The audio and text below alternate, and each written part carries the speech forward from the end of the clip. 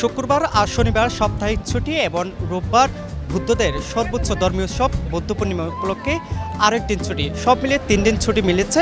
এবং এই ছুটিতে কক্সবাজারে অপরন্ত আনন্দের সময় কাটাচ্ছে যারা পর্যটক আসছে তারা। এবং 3 দিন যেহেতু ছুটি পেয়েছে, কক্সবাজারে যারা পর্যটক ঘুরতে আসছে, আনন্দের সময় কাটাতে আসছে, তারা আসলে কিভাবে এই যে তাদের যে মুহূর্তটা তারা পার করছে আমরা একটু তুলে ধরার চেষ্টা করব। আমরা এই মুহূর্তে রয়েছি কক্সবাজার যে সুগন্ধা পয়েন্ট আছে সেখানে।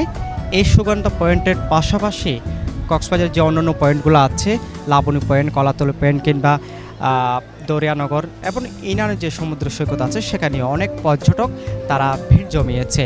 এবং এই 3 দিন ছুটিকে আসলে তারা মধুর সময় হিসেবে বেছে নিয়েছে কক্সবাজারকে, যেহেতু কক্সবাজার হচ্ছে দীর্ঘতম সমুদ্র সৈকত। এখানে এসে প্রতি বছর পর্যটকরা তাদের যে আনন্দের সময়টুকু সেগুলো পার করে। আমরা একটু সকালের অবস্থাটা একটু বলি। আমরা সকালে দেখেছি একদম যখন জোয়ারের সময় ছিল, পর্যটকরা একদম আনন্দে হই হুল্লোড় অবস্থায় তারা জোয়ারের পানিতে গোসলে নেমেছিল এবং তাদের যেভাবে পারা আসলে তাদের সেই সময়টা, আনন্দের সময়টা সেভাবে পার করেছে। এবং আমরা যদি বলি কক্সবাজারের পর্যটকদের সেবায় যারা নিয়োজিত আছে তারা কিন্তু তাদের যে প্রস্তুতি তারা সেভাবে সম্পন্ন করেছে। আমরা এখন এখানকার যে অবস্থা একটু দেখাই। আমরা নিশ্চয়ই দেখতে পাচ্ছেন এখনও অনেক পর্যটক তারা সাগরে গোসলে মেতে উঠেছে। পাশাপাশি অনেক পর্যটক আছে তারাও কিন্তু সাগরের যে বালুতটে আছে সেখানে তারা তাদের যে আনন্দের সময়টুকু তারা সেভাবে পার করছে। পাশাপাশি আমরা তো যদি একটু বলি, Cox's Bazar hotel motel guest house মালিক সমিতির সভাপতি আমরা আবুল কাশিম শিকদারের সাথে আমরা কথা বলছিলাম। আর তিনি বলছে যে আসলে 3 দিন যেহেতু সরকারি ছুটি মিলেছে, সাপ্তাহিক ছুটি 2 দিন এবং বুদ্ধ পূর্ণিমা উপলক্ষে 1 দিন ছুটি, সব মিলিয়ে 3 দিন ছুটি মিলেছে। সেক্ষেত্রে কক্সবাজারে পর্যটকদের আনাগোনা একটু বেড়েছে। সেক্ষেত্রে তারা বলছে যে পর্যটকদের সেবায় যেভাবে পারে আসলে তারা পর্যটকদের সন্তুষ্ট রাখার জন্য তারা সর্বদা প্রস্তুত রয়েছে। অধিকাংশ হোটেল বুকিং হয়ে গেছে, সেরকম অবস্থায় তারা আমাদের জানিয়েছে। এ সময় যদি সেন্ট মার্টিন বা অন্য স্পটে যাবার প্রচারণা থাকলে আরও কিছু পর্যটক বাধ্য, তিনি এমনটা দাবি করেছেন। পাশাপাশি গরম এবং ঠান্ডা মিলিয়ে উল্লেখ করার মতো পর্যটক তেমন এখন পর্যন্ত ঘটেনি, এমনটা বিষয় বলেছেন।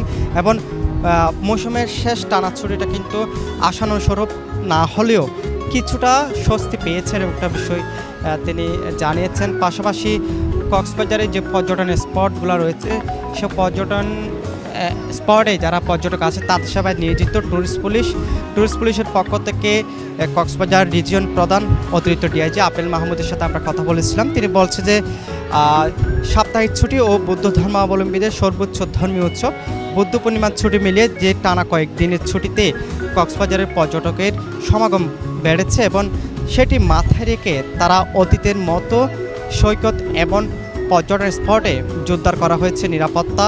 এরপরও কোথাও কেউ অনাকাঙ্ক্ষিত ক্ষতির শিকার হলে পুলিশ বক্স, তথ্যকেন্দ্র বা ট্যুরিস্ট পুলিশ ভবনে এসে যেন তাদেরকে জানানোর জন্য অনুরোধ করা হয়েছে এবং তারা সার্বক্ষণিক নজরে রেখেছে, এমন একটা বিষয় তারা জানিয়েছে। পাশাপাশি কক্সবাজারের যারা সমুদ্র সৈকতে গোসল নামে সিসেফ লাইফগার্ড, আমাদের তাদের কথা না বললেই নয়, আসলে তারা সার্বক্ষণিক এই পর্যটকদের সেবায় সবসময় আসলে তারা এখানে নিয়োজিত থাকে। এবং কোনো ধরনের পর্যটক কিংবা এখানকার স্থানীয় মানুষ সাগরে গোসল নেমে যখন অনাকাঙ্ক্ষিত ঘটনার সম্মুখীন হয় তখন তাৎক্ষণিক তারা সেখানে গিয়ে তারা পর্যটকদের কিংবা স্থানীয় মানুষ যারা আছে তারা সাগর থেকে তাদেরকে উদ্ধার করে। আমরা একটু এখানকার যারা পর্যটক এবং সিসেফ লাইফগার্ড কর্মী আছে আমরা কিন্তু তাদের সাথে কথা বলার চেষ্টা করব, পর্যটকরা আসলে কীভাবে সময়টা পার করছে, পাশাপাশি সিসেফ লাইফগার্ড কর্মীরা কীভাবে তাদের যে কাজগুলো তারা করে যাচ্ছে, আমরা একটু তাদের সাথে কথা বলার চেষ্টা করব। পাবনা থেকে আসছি, এমনি মোটামুটি এর আগেও আসছিলাম, এখনও আসছি, ভালো লাগছে আর কি। আসলে এখানকার জীবনটা অনেকটা আপনার হচ্ছে মানে মান উন্নয়ন ভালো এবং হচ্ছে পর্যটন হিসাবে অনেকটাই ভালো আর কি। উদ্দেশ্য আসলে তো মন প্রশান্তি দূর করে, মানসিক অবসাদ দূর করে, আর এক কথায় চিরমুড়ে করার জন্য সব কক্সবাজার বেস্ট। সবটা আসলে আলহামদুলিল্লাহ অনেক ভালো, সবার সাথে বন্ধুদের সাথে আসছি। আমি অবশ্যই একটা অবশ্যই কাজ আসছিলাম, সেভাবে একটু সমুদ্র সৈকত ঘোরা আর কি, অনেক ভালো লাগতেছে। গত সপ্তাহের চাইতে এই সপ্তাহে মানুষ একটু কম দেখা যাচ্ছে। তো মানুষ কম থাকলে আমাদের নিরাপত্তা কিন্তু কমতি নেই। আমরা 3টা বিচে আমরা কাজ করে যাচ্ছি নিয়মিত, সুগন্ধা, কলাতলি, লাবণী বিচে। তো এখনও পর্যন্ত যেমন কি গত বুধবার একটা ইনসিডেন্ট হয়েছে, এটা হচ্ছে আমাদের লাল হলুদ পতাকার বাহিরে, কারণ ওইখানে দৈনন্দিন ওইখানে ইনসিডেন্টসগুলো হয়ে থাকে, যেহেতু ওইখানে কোনো লাইফ গার্ড নাই। লাইফ গার্ড না থাকার কারণে ওইখানে একটু ইনসিডেন্টস বেশি হয়। তো কর্তৃপক্ষ যদি চোখ দেয় যেখানে লাইফ গার্ড নাই, ওইখানে যদি লাইফ গার্ড বাড়ানো হয়, তাহলে অনেক পর্যটকের নিরাপত্তা থাকবে। যেমন কি গতকালকে আমরা প্রায় 8 থেকে 9 জনকে আমরা উদ্ধার করেছি। তো এখনো পর্যন্ত আল্লাহর রহমতে সব কিছু ঠিকঠাক রয়েছে।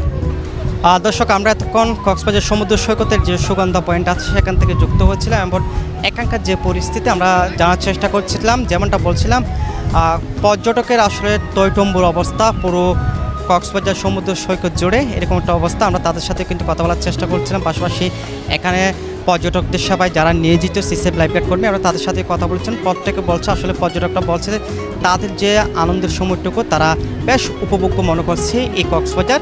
পাশাপাশি যে সিসিএফ লাইফগার্ড কর্মী আছে তারাই কিন্তু পর্যটকদের সবাই নিরলসভাবে কাজ করে যাচ্ছে, এমন একটা বিষয় আমাদের জানিয়েছে। আমরা এতক্ষণ পর্যন্ত কক্সবাজার সমুদ্র সৈকতের যে সুগন্ধা পয়েন্ট আছে সেখান থেকে যুক্ত হয়ে আপনাদের এতক্ষণ পর্যন্ত এখানকার যে সার্বিক পরিস্থিতি জানার চেষ্টা করছিলাম।